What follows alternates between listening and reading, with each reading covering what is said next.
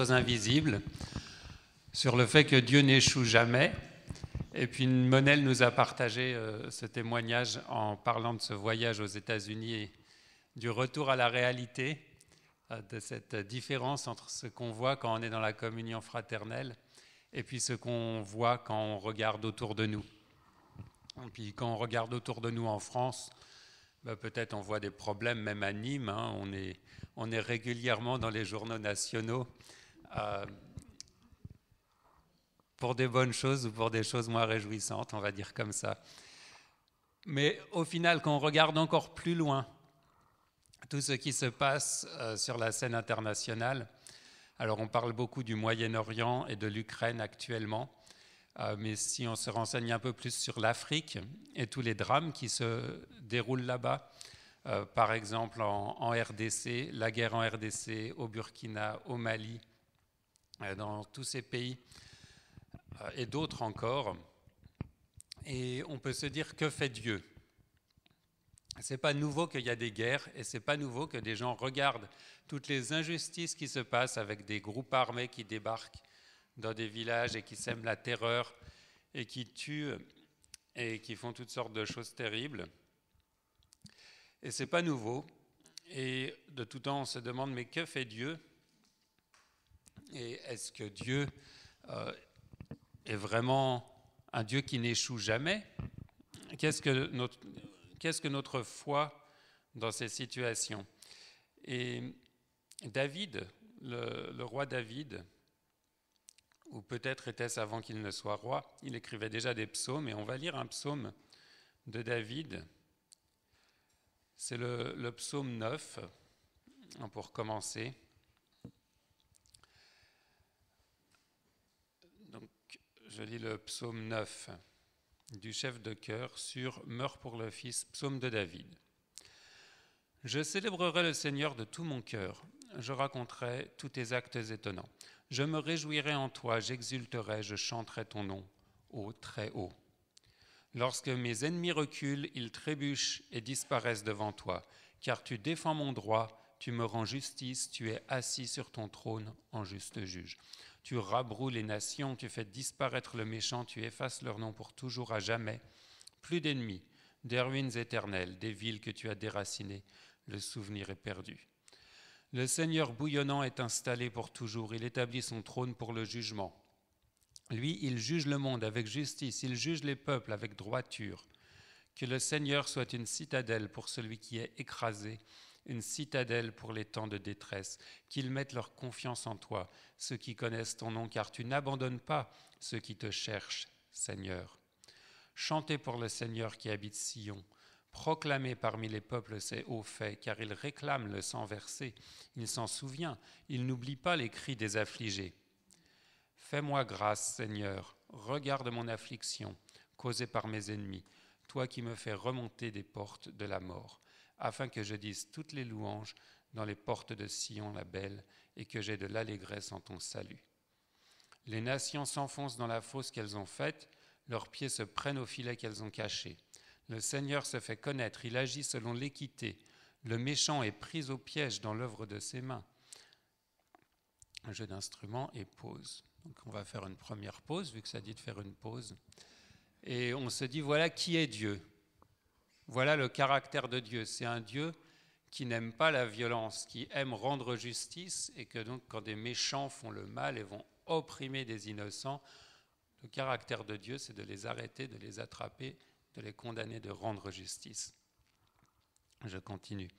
Les méchants se tourneront vers le séjour des morts. Toutes les nations qui oublient Dieu, car le pauvre n'est pas oublié à jamais. L'espoir des affligés ne disparaît pas pour toujours. Lève-toi, Seigneur, que l'homme ne triomphe pas, que les nations soient jugées devant toi. Répands sur eux la crainte, Seigneur, que les peuples sachent qu'ils ne sont que des hommes. Et là encore, une pause est indiquée. Et c'est la fin de notre chapitre. On pourrait se demander pourquoi ça termine avec une pause. Ce chapitre qu'on a vu, ce psaume qu'on a lu, là, on parle encore sur la fin de ce psaume du caractère de Dieu, mais déjà en l'interpellant pour qu'il agisse, pour que son caractère se révèle. Et on peut sentir peut-être ce doute de dire « Mais Seigneur, nous savons qui tu es, quel est ton caractère, mais pourquoi ça ne correspond pas à ce qu'on voit autour de nous ?» Et en fait, ça va être le psaume 10. Les deux psaumes sont séparés dans beaucoup de traductions, mais si vous lisez comme moi dans la Nouvelle Bible Second, ils ont indiqué les lettres hébreux, parce que c'est un psaume qui suit l'alphabet hébreu, un peu comme si en français, on commençait un premier vers avec la lettre A, ensuite avec B, C, D, E, et là on est seulement au milieu de l'alphabet, et c'est pour ça d'ailleurs qu'il y a une pause, ce qui normalement n'arrive pas en fin de psaume, c'est parce que le psaume 10 en fait va avec, et dans certaines traductions 9 et 10 en fait sont un seul psaume, et ça décale tous les numéros des psaumes, ce qui peut être embêtant ensuite pour les références. Mais donc on va lire aussi le psaume 10 en fait, qui est la suite, parce qu'on s'est arrêté au milieu de l'alphabet et ça va suivre avec les lettres hébreues comme ça, le psaume 10, qui nous montre que David qui écrivait ce psaume, il voyait ce décalage entre ce qu'il croyait de Dieu et ce qu'il voyait autour de lui. Pourquoi, Seigneur, te tiens-tu si loin ? Pourquoi te caches-tu dans les temps de détresse ? Les méchants dans leur orgueil poursuivent les pauvres. Ils sont pris dans les intrigues qu'ils ont montées. Car le méchant est fier de ce qu'il désire. Le profiteur maudit et bafoue le Seigneur. Le méchant dit avec arrogance, il ne punit pas, il n'y a pas de Dieu. Voilà toute son astuce. Ses voies réussissent en tout temps. Tes jugements sont trop hauts pour l'atteindre. Tous ses adversaires, il leur souffle dessus. Il se dit, je ne vacillerai pas. De génération en génération, je serai à l'abri du malheur. Sa bouche est pleine de malédictions, de tromperies et de violences. Il y a sous sa langue l'oppression et le mal. Il se tient en embuscade près des villages. Il tue l'innocent dans son repère. Ses yeux épient le faible. Il est en embuscade dans son repère comme le lion dans sa tanière. Il est en embuscade pour surprendre le pauvre. Il surprend le pauvre en l'entraînant dans son filet. Il se courbe, il se baisse et les pauvres tombent en son pouvoir. Il se dit, Dieu oublie. Il se détourne, il ne regarde jamais. Lève-toi, Seigneur. Dieu, élève ta main, n'oublie pas les affligés. Pourquoi le méchant bafoue-t-il Dieu ? Pourquoi se dit-il, tu ne punis pas ? Tu as vu, quant à toi, l'oppression et la contrariété. Tu regardes pour prendre en main. C'est à toi que s'abandonne le faible, c'est toi qui viens au secours de l'orphelin. Brise le bras du méchant, du mauvais, punis sa méchanceté que tu ne la trouves plus. Le Seigneur est roi pour toujours, à jamais. Les nations disparaissent de son pays. Tu entends le désir des affligés, Seigneur. Tu affermis leur cœur, tu prêtes une oreille attentive pour rendre justice à l'orphelin, à celui qui est écrasé, afin que l'homme tiré de la terre ne continue plus à faire trembler d'effroi. Donc dans cette deuxième partie, ce psaume 10 qui est une deuxième partie, David, cette fois, il décrit ce qu'il voit autour de lui et toute la méchanceté. Et c'est ce qu'on voit dans notre monde autour de nous. Vraiment, cette méchanceté gratuite de personnes arrogantes. Ça parle de personnes qui parlent avec arrogance, des dirigeants qui décident, moi, je vais faire la guerre pour telle et telle raison. Et peu importe si des pauvres gens vont mourir pour que mes projets s'accomplissent. C'est le monde dans lequel on vit.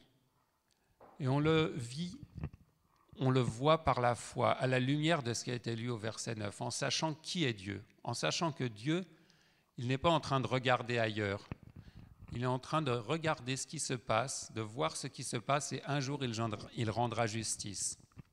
Pourquoi pas tout de suite ? Pourquoi Dieu ne rend-il pas justice tout de suite ? Pourquoi est-ce qu'il n'arrête pas les guerres ? On sait qu'un jour, Jésus-Christ viendra pour établir son règne glorieux, et que ce jour-là, les guerres s'arrêteront. La Bible nous dit, ils prendront leurs armes et ils forgeront des outils, avec des outils pour cultiver les champs. Donc on sait que ce jour, il va arriver. Pourquoi il n'arrive pas aujourd'hui ou demain ? Il arrivera peut-être très bientôt, il pourrait arriver très bientôt, on ne sait pas quand, le jour et l'heure, mais on sait qu'aujourd'hui, c'est un temps de grâce. Parce que si Dieu rendait justice aujourd'hui, tellement de personnes se retrouveraient condamnées. Or, Jésus-Christ est venu pour nous donner un espoir, pour donner à tous ces méchants qui sont décrits dans le psaume, à tous les méchants, à tous les hommes, car nous avons tous péché devant Dieu, une occasion d'être rachetés.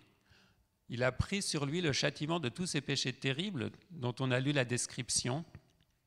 Et aujourd'hui, c'est un jour de grâce pour que tout homme, toute femme puisse venir à Dieu dans la foi et la repentance et accepter le sacrifice de Jésus-Christ à la croix pour être pardonné de ses péchés. Et un jour, ce sera terminé et Dieu jugera. Quand on parle de jugement, souvent les gens disent « mais moi je n'ai rien à me reprocher, Dieu n'a pas à me juger, je suis quelqu'un de bien. » Mais par contre, quand on regarde les autres personnes, ah ben oui, là on voudrait que Dieu les juge. Eh ben, un jour, Dieu jugera justement. Et tous ceux qui n'ont pas placé leur confiance en Jésus-Christ seront condamnés. Et c'est parce que Dieu veut que beaucoup d'hommes se tournent vers lui, placent leur confiance en Jésus-Christ et soient sauvés. C'est pour ça qu'il permet qu'aujourd'hui, les hommes laissent libre cours à leurs mauvais désirs et à toutes ces actions que nous avons lues dans le psaume 10. Donc, que ces psaumes lus ensemble, 9 et 10, puissent nous encourager, nous rappeler, psaume 9, qui est Dieu, Dieu qui a un caractère tellement pur et juste, différent de ce que nous voyons, hein, que notre foi ne soit pas ébranlée quand on regarde les informations à se dire « mais que fait Dieu ?» Parce que nous savons que Dieu, dans sa grâce, permet que toutes ces choses se passent et qu'un jour il rendra justice. Amen.